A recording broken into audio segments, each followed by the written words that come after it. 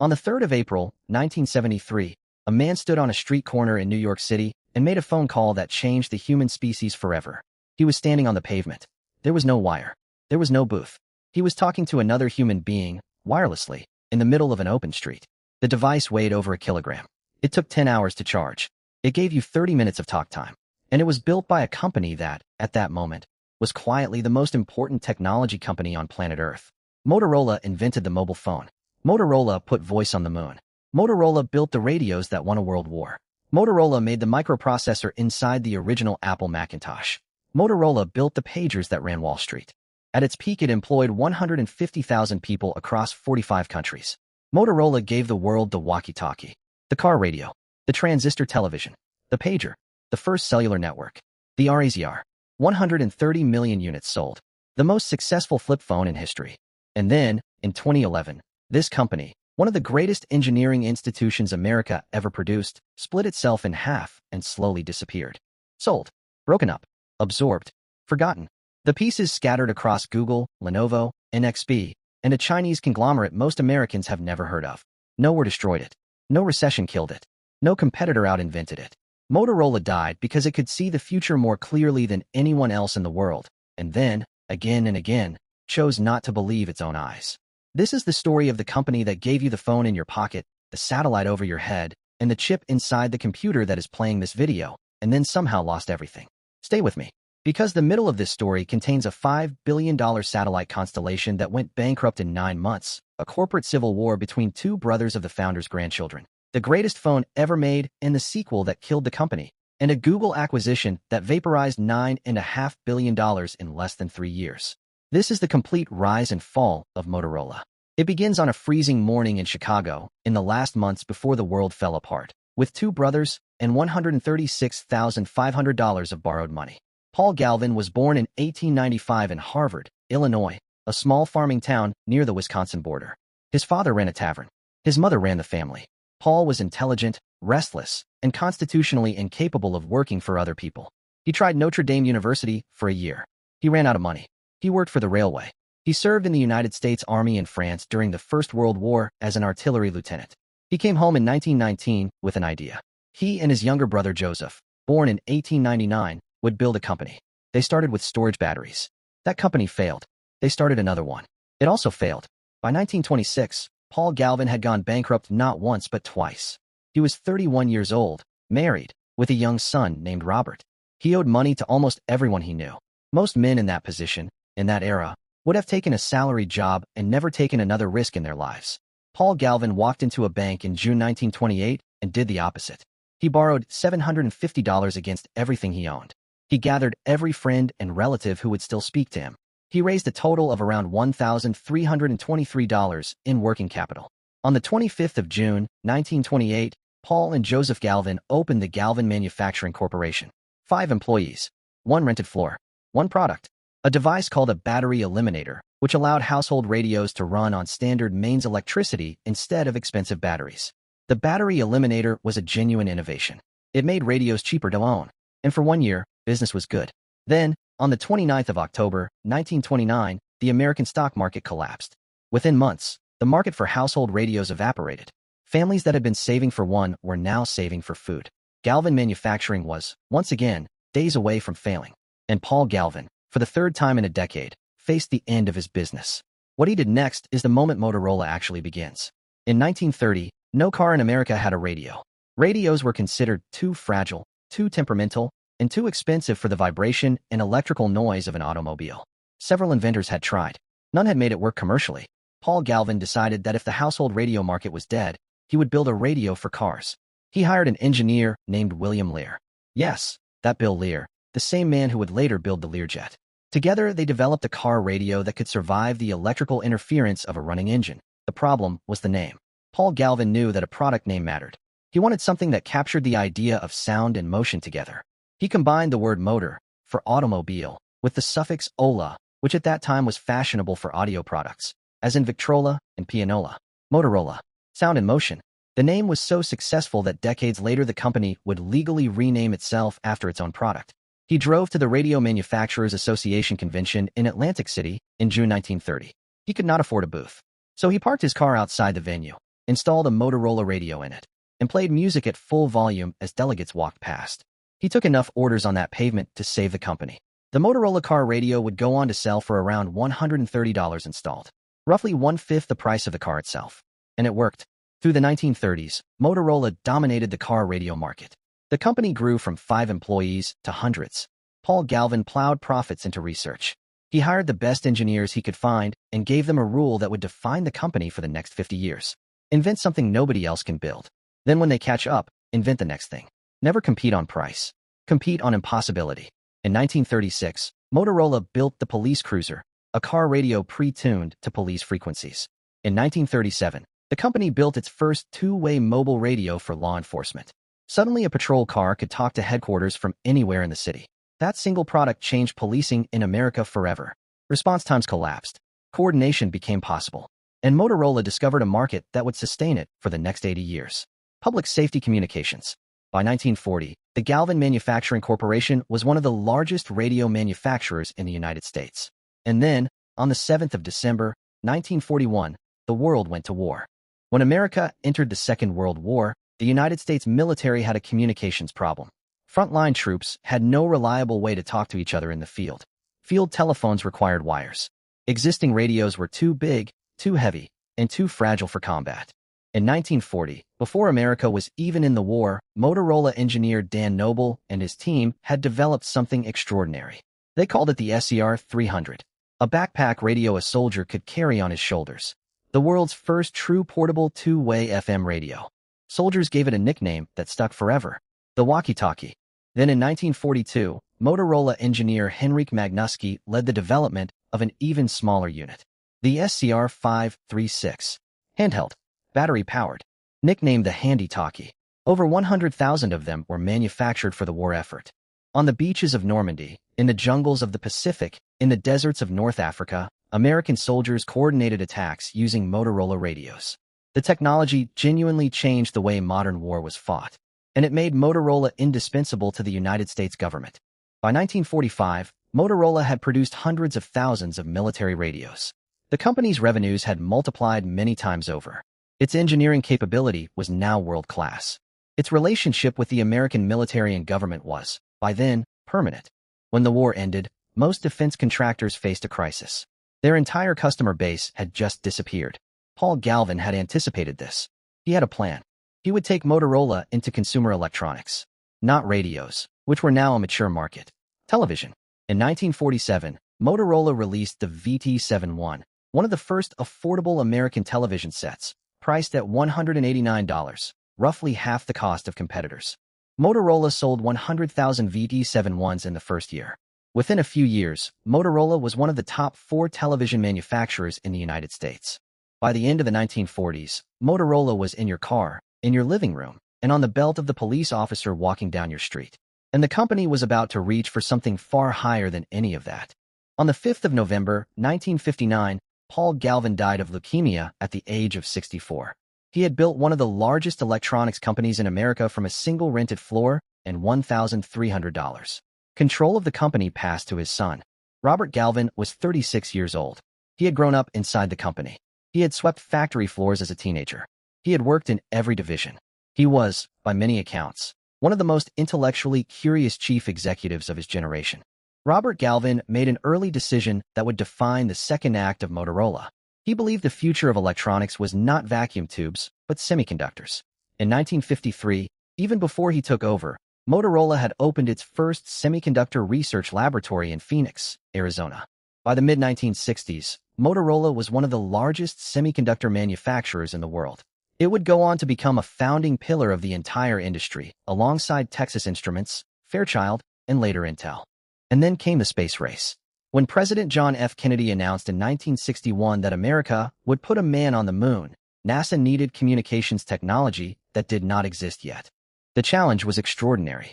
Voice and data had to travel from the surface of the moon to Earth, a distance of roughly 384,000 kilometers, through the vacuum of space, with no repeaters, on battery power, in equipment that had to survive launch, radiation, and lunar temperatures ranging from -170 to +123 degrees Celsius.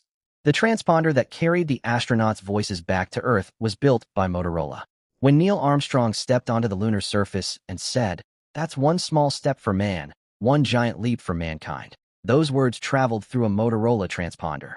600 million people heard that broadcast live. It was the largest audience for any event in human history up to that point, and every syllable of it was carried by equipment designed and built in a factory in Illinois. Every subsequent Apollo mission used Motorola communications equipment. When Apollo 13 suffered its explosion in 1970, the transponder that kept Houston in contact with the crippled spacecraft and that ultimately helped bring the astronauts home alive was a Motorola unit. By the end of the 1960s, Motorola had done something almost no other company could claim. It had built the communications backbone of humanity's first journey to another world. And back on Earth, one of its engineers was about to invent something that would change daily life for every person on the planet. His name was Martin Cooper. He had joined Motorola in 1954. By the early 1970s, he was general manager of the company's communications systems division. At that time, the only mobile phones that existed were car phones. Bulky, expensive units bolted into vehicles, connected to the vehicle's battery and antenna. AT&T, the American telephone monopoly, was pushing hard to develop cellular technology, but exclusively around car phones. Their vision of the future was mobile phones for cars. Martin Cooper thought AT&T had the entire premise wrong. He believed the phone should not be attached to a car. It should be attached to a person. Because people, not vehicles, wanted to communicate. Cooper led a team that, in just 90 days, built the world's first true handheld cellular telephone prototype. The DynaTAC, Dynamic Adaptive Total Area Coverage. It weighed 1 kilogram, 100 grams. It was nearly 23 centimeters tall. On the 3rd of April, 1973, on 6th Avenue in Manhattan, Martin Cooper made a phone call. He called his direct competitor at Bell Labs, the research arm of AT&T, a man named Joel Engel. Cooper said, "Joel, this is Marty Cooper. I am calling you from a cellular phone, but a real cellular phone. A handheld, portable, real cellular phone." Cooper later recalled that there was a long silence. He suspects Joel Engel was grinding his teeth. That call was the first mobile phone call in history. Not from a car. From a person. On a street. To another person. Anywhere in the world. It would take another 10 years before Motorola could turn that prototype into a commercial product. The DynaTAC 8000X went on sale in 1983. It cost $3,995, roughly $11,000 in modern money. It had 30 minutes of talk time. It took 10 hours to charge, and it sold out. Through the 1980s, Motorola was the definition of American technological dominance. It had semiconductors. It had two-way radios. It had pagers. It had the world's first mobile phone. And behind all of it, one of the most respected engineering cultures on Earth. The pager alone was a business empire. Motorola dominated it. Doctors carried them. Wall Street traders lived on them. By the mid-1990s, Motorola had shipped tens of millions of pagers worldwide. The semiconductor division was one of the largest in the world. Motorola built the 68,000 microprocessor. That chip powered the original Apple Macintosh in 1984. It powered the Amiga. It powered the Atari Saint. It powered early Sun workstations. An enormous portion of the personal computer revolution ran on Motorola silicon. And this was the same company that also built the two-way radios in every police cruiser, ambulance, and fire truck in America. In 1986, Motorola engineer Bill Smith developed a manufacturing quality methodology called Six Sigma. It was a statistical approach to reducing defects to fewer than 3.4 per million opportunities. Six Sigma transformed manufacturing. General Electric adopted it. So did Honeywell, Boeing, Ford, and thousands of other companies. It became the dominant quality management framework in the world for the next 30 years. And it was invented at Motorola. In 1988, Motorola won the first Malcolm Baldrige National Quality Award, the highest recognition for quality in American business, awarded personally by the President of the United States. By 1990, Motorola employed over 100,000 people. Its revenues exceeded $10 billion annually. It operated on every continent except Antarctica. In 1996, Motorola released the StarTAC, the world's first true clamshell mobile phone. It weighed just 88 grams. It sold 60 million units. It was, at the time, the most desired consumer electronics product on Earth. Motorola was, by every measure that mattered, the most important wireless communications company in the world. It had roughly 45% of the global mobile phone market. It was untouchable. And that is exactly the moment it decided to bet the entire company on something impossible. The idea began in 1985. An engineer at Motorola's Chandler, Arizona facility named Barry Berdiger was on holiday with his wife in the Bahamas. She could not make a phone call from a beach. Berdiger returned to work and, with his colleagues Ken Peterson and Ray Leopold, proposed something audacious. What if you launched enough satellites into low Earth orbit that any point on the planet, at any moment, was covered by at least one? A truly global phone system. No dead zones. Not ever. Anywhere. The plan called for 77 satellites. Because the atomic number of iridium is 77, the project was named Iridium.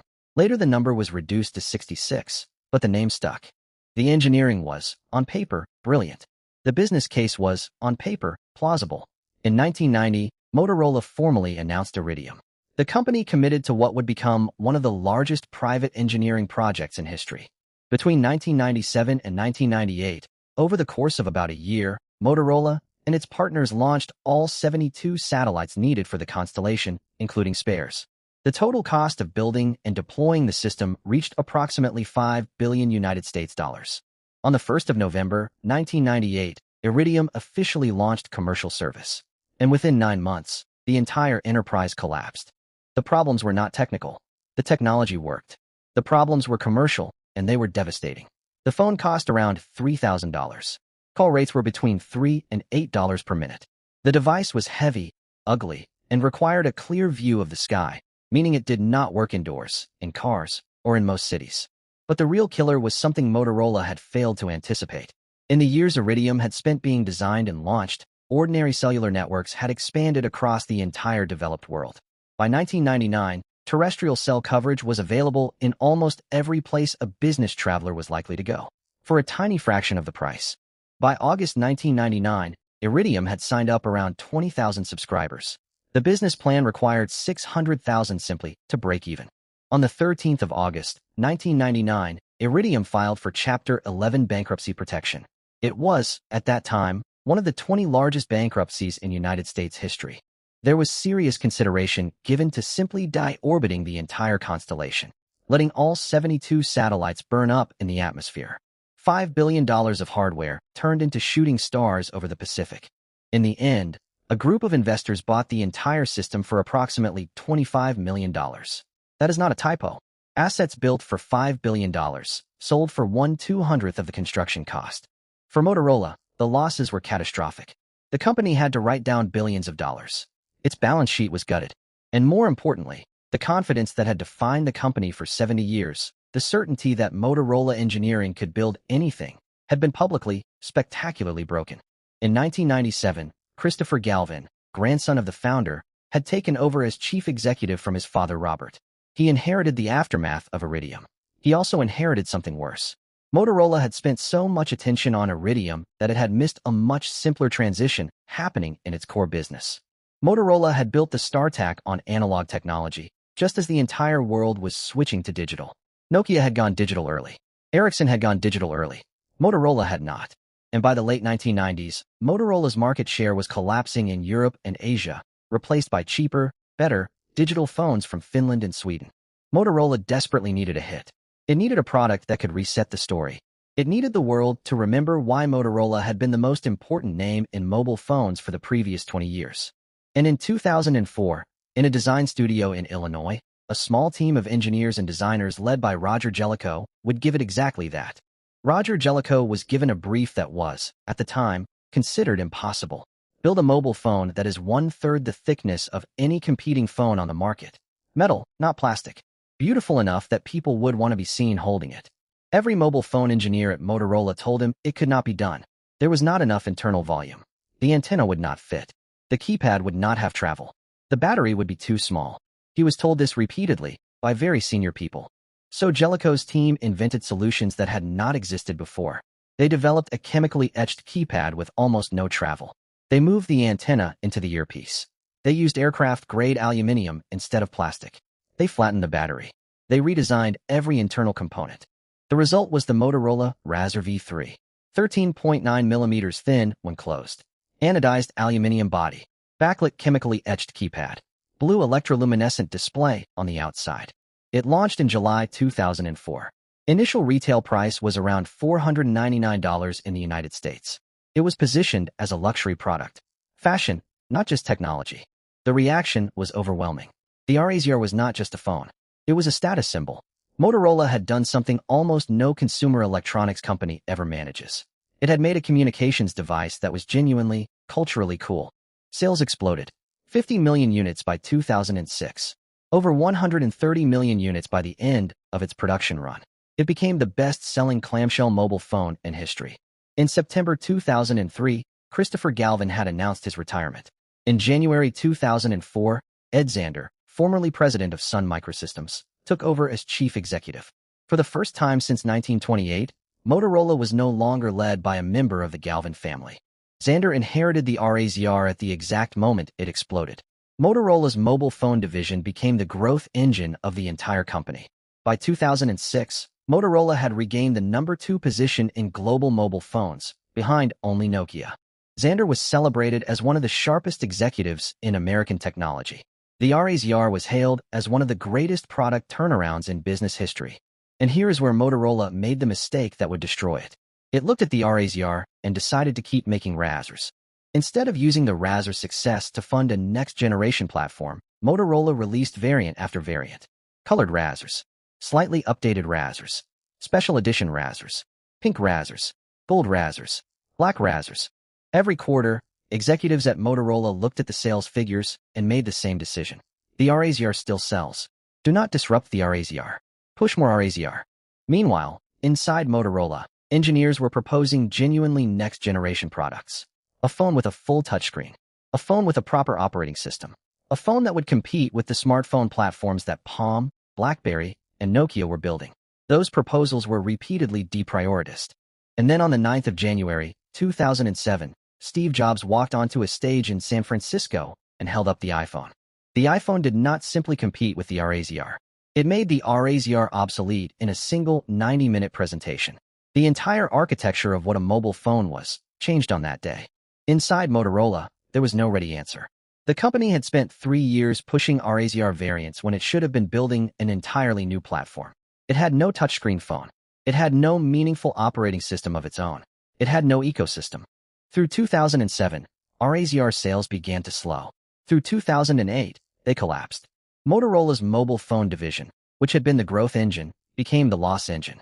Between 2007 and 2009, Motorola's mobile phone business lost approximately $4 billion. Its market share collapsed from over 20% to under 3%. Ed Zander was forced out as chief executive in November 2007. The company brought in Sanjay Jha, a semiconductor executive from Qualcomm, in August 2008, specifically to try to save the mobile phone business. His strategy was radical. Abandon Motorola's internal software efforts entirely. Bet the entire mobile business on Google's new Android operating system. In November 2009, Motorola launched the Droid. It ran Android. Verizon marketed it aggressively as an iPhone alternative. It sold well. For a while, it looked like Motorola might survive. But the problem with betting on Android was that everyone else could bet on Android too. Samsung poured resources into Galaxy phones. HTC surged. LG followed. Chinese manufacturers appeared from nowhere. Motorola no longer had a technological moat. It was just one of a dozen Android manufacturers, most of them with lower costs. On the 4th of January, 2011, Motorola formally split into 2 separate publicly traded companies. Motorola Mobility, which held the mobile phone and set-top box businesses, and Motorola Solutions, which held the two-way radio, public safety, and enterprise businesses. 83 years of a single company, split in half in a single moment. The Galvin family's creation, formally divided. Then, on the 15th of August, 2011, Google announced it would acquire Motorola Mobility for $12.5 billion. The largest acquisition in Google's history up to that point. Google's real interest, most analysts understood, was not the phone business. It was Motorola's patent portfolio. Roughly 17,000 patents related to mobile technology. Google was defending Android from a patent war being waged by Apple and Microsoft. Motorola's patents were a legal shield. The deal closed in May 2012. Motorola Mobility became a Google subsidiary. And for the first time since 1928, one of the two halves of Motorola was no longer independent. Google immediately began cutting. Thousands of Motorola employees were laid off in the first year. Product lines were canceled. Factories were closed. And after less than 2 years, Google made a decision that shocked the industry. On the 29th of January, 2014, Google announced it was selling Motorola Mobility to Lenovo, the Chinese computer manufacturer, for approximately $2.91 billion. Google kept most of the patents. It kept some of the research capability. But the rest of Motorola Mobility, the brand, the phones, the engineering teams, was sold to a Chinese company for less than a quarter of what Google had paid for it. $9.5 billion vaporized in 32 months. The remains of one of the greatest engineering institutions in American history, now owned by a computer maker in Beijing. Today, the name Motorola exists in two very different forms. Motorola Solutions, the half that inherited the radio and public safety business, is a genuinely successful company. It is a global leader in mission-critical communications, video security, and command center software. In recent years, it has generated annual revenues of around $10 to $11 billion. Its share price has performed exceptionally well. If you have ever been rescued by an emergency responder in the United States, Canada, Britain, or dozens of other countries, there is a very high chance the radio in their hand was a Motorola Solutions product. The company Paul Galvin started, in a sense, still exists in that division. The other half, now owned by Lenovo, sells budget and mid-range Android smartphones under the Motorola brand. It is a real business. It is not a small one, but it is not what Motorola once was. It is a licensed name on a commodity product. Lenovo has revived the Razr name as a folding smartphone. It sells respectably, but the company that invented the mobile phone, the company that carried voice from the moon, the company that built Six Sigma, is no longer at the frontier of mobile technology in any meaningful sense. From two brothers with $1,300, to a global engineering empire, to a family split in half, to a name owned by two completely different companies on opposite sides of the world. So what actually killed Motorola? Not the whole company. Motorola Solutions is alive. But the Motorola of Paul and Robert Galvin, the vertically integrated technology giant that defined an era, that Motorola is gone. Why? Cause of death, number 1. Motorola let its engineering perfectionism become an obstacle to speed. The company was, at its cultural core, obsessed with building the best possible product. In a world where technology cycles were slow, that was a winning strategy. In a world where product cycles measured in months, being the best took too long. Nokia shipped digital phones while Motorola perfected analog ones. Apple shipped the iPhone while Motorola shipped its 12th Razr variant. Cause of death, number 2. Iridium. It is easy in retrospect to say Iridium was a mistake. What matters more is what it revealed about the company. Motorola had become a place where $5 billion could be committed to a project whose commercial premise was collapsing in real time, and nobody senior enough could stop it. The engineering culture that had made the company great had become an engineering culture that could not admit a project was wrong. Cause of death, number 3. The Razr success trap. The Razr was one of the greatest consumer products of its decade, but its success made Motorola lazy. Every quarter that Razr variants kept selling was a quarter that the next generation platform was deprioritized. By the time the iPhone arrived, Motorola had no answer and could not build one in time. Success at the wrong moment, in the wrong product, can be more dangerous than failure. Cause of death, number 4. Motorola bet the future on somebody else's platform. When Sanjay Jha decided to abandon Motorola's own software efforts and go all in on Android, it looked like a smart move. It was, in the short term. In the long term, it meant Motorola had permanently ceded control of the most valuable part of its own product to Google. And on Android, Motorola had no advantage over Samsung, HTC, LG, or a dozen Chinese manufacturers. It became just another hardware vendor in a commodity market. Cause of death, number 5. The split. Splitting Motorola in 2011 made short-term financial sense, but it destroyed something structural. The two halves had, for 80 years, cross-subsidized each other. The stable radio business had funded the risky consumer businesses. The consumer businesses had brought brand recognition to the radio business. Separated, each half lost something it needed from the other. And within 18 months, the consumer half was in Chinese hands. Let us go back to that afternoon in Manhattan. A man on a pavement, holding a device his company invented, calling a rival to say, essentially, we won. We got here first. You are looking at the future. Every single person you see on the street with a phone today is holding a descendant of Martin Cooper's DynaTAC. Every mobile call, every text message, every video, every app, every notification, all of it traces back to that afternoon on 6th Avenue. And almost none of those phones are Motorola's. The company that invented the entire category no longer meaningfully participates in it. It is one of the great business paradoxes of the modern age. In 1928, in a rented factory space in Chicago, Paul Galvin borrowed $1,323 and started a company. He gave the world a radio in every car. His son gave the world the voice on the moon. His grandson inherited an empire. And within a generation, that empire was split, sold, absorbed, and slowly forgotten. Not because it ran out of engineers. Not because it ran out of money. Because the very engineering culture that had made it great, in the end, could not adapt fast enough to a world that had learned to move without it. Motorola did not lose to a better technology. It lost to a better speed. It lost to a better ecosystem. It lost to a better willingness to cannibalize its own success before someone else did. The two halves of Motorola both exist today. Neither of them, individually or together, is the company that invented the mobile phone. That company died on the day the last Razr variant shipped, without a real successor waiting in the wings. And the strangest thing of all is that the world Motorola invented is now the world Motorola cannot compete in. The future they built swallowed them. This is the story of Motorola. The company that gave you the phone in your pocket, the satellite over your head, and the chip inside the computer that played you this video. And the company that is no longer there when you go looking for it. Every empire falls. Most of them do it to themselves. Motorola did it faster than most, and left more behind than almost anyone. The call ended a long time ago. Nobody hung up. The line simply went silent.